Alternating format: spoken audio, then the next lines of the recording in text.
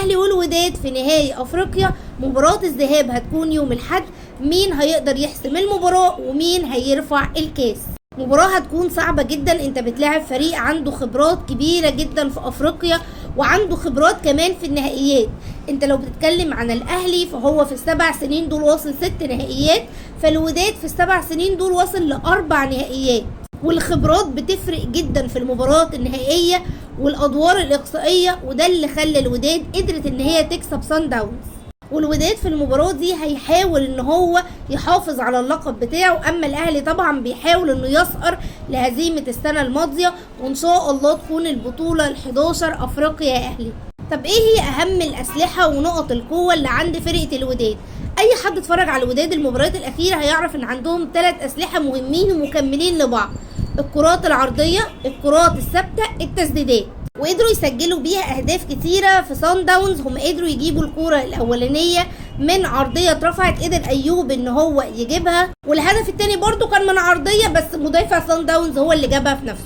اما مباراتهم الاخيرة مع المغرب التطواني فهم برضو اول كورة كانت من تسديد على حدود ال18، والكورة التانية كانت بسبب ضربة ثابتة. وعلشان كده الاهلي لازم بشكل كبير جدا ما يعملش فاولات على حدود ال18، يقفل عليهم مساحات التسديد، ونحاول ان انت تقلل الركنيات اللي انت ممكن تعملها، لان انت كده هتبقى بتقضي على سلاح مهم جدا وبيمثل تقريبا 90% من قوة الوداد. تاني سلاح عندهم مهم جدا هو ان عندهم الاختراقات اللي بتكون من الجناحين او الباكين.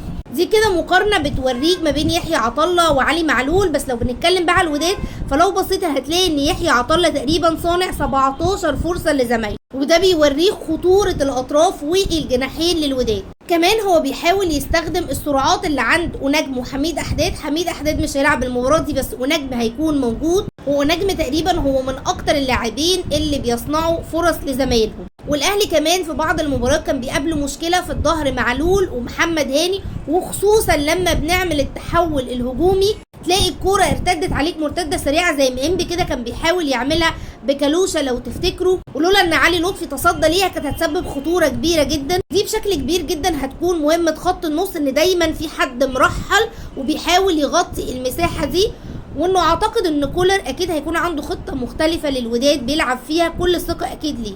تالت سلاح عندهم هو المهاجم سامبو، وهتلاقي ان هو من اول ما ابتدى دور المجموعات هو مسجل 4 اهداف ومسجل كمان 3 اهداف قبل دور المجموعات. هو مهاجم كويس جدا وهم بيبنوا عليه بشكل كبير جدا اللعب، بيقدر ان هو يسجل برأسيات، كمان تسديداته جوه ال18، ده غير كمان الادوار الدفاعيه اللي هو بيعملها، وان هو بيضغط على سواء ممكن بقى تلاقيه بيضغط على مروان عطيه او منعم او ياسر اللي هيكون موجود. وكمان لو بصيتوا هو فايز ب40 التحام هوائي، وده بيوريك مدى القوه اللي عنده. وعشان كده انا بفضل ان ياسر ابراهيم هو اللي يبتدي، لانه الالتحامات عنده افضل من محمود متولي. واخر حاجه هو عندهم مميز جدا يحيى جبران، هو زي مروان عطيه كده بيلعب في مركز رقم 6، هو بيساعدهم جدا على بناء اللعب. الاهلي لو ضغط عليه هيقدر يأثر بكتير جدا على بناء اللعب اللي بيعمله الوداد، وكمان هو معاه انذار، يعني لو حصل على انذار ممكن يغيب عن المباراه اللي جايه. الحارس بتاعهم حارس جيد، قدر ان هو يشيل اكتر من هدف في المباراه الاخيره لصن داون. وهتلاقي دايما الوداد اعتقد في مباراه القاهره هتلعب عليك جيم دفاعي، عارف كلاحه دفاعيه لا تنتهي زي اللي عملتها كده على صن داونز، وهتلعب بقى على يا اما كاونتر اتاك يا اما الاطراف اللي بيشتغل عليها. وهتلاقيهم ابتدوا يلعبوا ب4-1-4-1 او 4-3-3 زي ما هم بيلعبوها. والاهلي لو قدر ان هو يسجل بدري هيسهل شويه المباراه على نفسه. هم على فكره هيفضلوا برضو بيلعبوا بنفس الاداء الدفاعي، بس مهمه التسجيل بدري هتكون كويسه جدا. ولو اتاخر التسجيل مفيش مشكله، احنا نقدر ان شاء الله ان احنا نسجل. اهم حاجه ان اللاعبين ما تتوترش وان هم يحاولوا يفنشوا الكور اللي بتجيلهم. ممكن تلاقي كمان في بعض الاوقات الوداد يعمل عليك ضغط عالي، بس ما اعتقدش انه هيعمله بشكل كبير. ممكن في بدايه المباراه علشان الحماس بتاعت الجماهير اللي هتكون موجوده ويحاول انه يضغط عليك، خصوصا انه بيلعب بمدرب جديد بعد ما جريده مشي. فدايما المدرب الجديد زي ما شفنا كده مع صن داونز بيكون عنده افكار جديده، وممكن اللعيبه كمان بيكون عندها حوافز كتير جدا. وزي ما قلنا عن نقط القوه والطريقه اللي ممكن يلعبوا بيها، الا ان هم اكيد عندهم نقط ضعف، والاهلي طبعا عنده نقط قوه كتير جدا ان شاء الله يقدر تكسبوا المباراه. لو بنتكلم ان نقط قوة الوداد هي الضربات الثابتة والتسديدات، فهي برضو نقط ضعفهم. الاهلي لازم يستخدم سلاح التسديدات، ولازم كمان يحصل استغلال للضربات الثابتة والركنيات. كمان هو عندهم مشكلة يمكن في الدفاع، بطء شوية في الدفاع. السكند بول هتكون كمان مهمة جدا، لانه لو انت لعبت عليها هتقدر تسجل منها زي ما صن داونز عمل. العرضيات اللي بتكون موجودة جوه ال 18، وده هيكون دور مهم جدا جدا جدا لأطراف الأهلي. وكمان هيكون في دور مهم جدا لحسين الشحات اللي شفناه كان موجود المباراة اللي فاتت. المراوغات بتاعته سواء هو أو تاو، الدفاع كمان عندهم فيها مشاكل. لو قدرت تتنفذ الهجمة بشكل سريع والمراوغات، كل دي هتكون أسلحة الأهلي يقدر ان هو كمان يكسب بيها. كمان هم عندهم جزء من المشاكل في الارتداد بقى من الهجوم للدفاع، فلو انت عملت عليهم كاونتر اتاك سريع هتقدر ان انت ممكن تسجل بيه. لازم كمان الاهلي يطبق طريقه الضغط بتاعت مارسيل كولر بدافعات الوداد، لان هم لما بيضغط عليهم ممكن بيفقدوا الكوره، زي اللي نفذناها كده في المباراه بتاعت انبي لما حمدي ضغط وقدر عبد القادر يسجل بيها.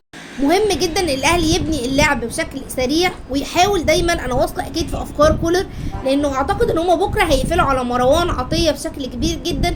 فهل الافكار ان هو مثلا يخلي عبد المنعم هو اللي بيعمل، او لو لعب بمتولي عشان يخليه يعمل اللونج باص زي ما شفناه في الفتره الاخيره اللي عملها لحسين الشحات؟ وبتمنى اكيد ان الاهلي يسجل نص الفرص حتى اللي بتجيله، لانه الاهلي طبعا في الفتره الاخيره بيسجل كتير بس عنده آفة الفرص الضائعه. كهربا بقاله اكتر من مره بيضيع المباراه الاخيره، وتاو ضيع. ان شاء الله عندي ثقه انه يقدروا يسجلوا في المباراه دي. كمان بشوف ان حسين الشحات دوره هيكون مميز جدا، سواء بقى في المراوغات سواء كمان في تسجيل الاهداف. انا شفت احصائيه بتقول ان حسين الشحات تقريبا عنده متوسط المراوغات 4.3 في المباراه الواحده، وده متوسط مراوغات هايل جدا. من اهم الاسلحه اللي هتكون في مباراه الحد هي خط النص، ازاي ان هم هيكون ليهم دور مهم وكبير جدا ان هم بيلحقوا يعملوا الارتداد الدفاعي وبيكونوا موجودين. وطبعا خلاص احنا حافظين التركه بتاعت حمدي فتحي او ديانج اللي بيقدر ان هو يحسم بيها مباريات كتيره جدا. كل التوفيق للاهلي ان شاء الله. توقعاتكم كده مين هيكون نجم المباراه والتشكيله اللي هيلعبوا بيها الفريقين، وطبعا نتيجه المباراه.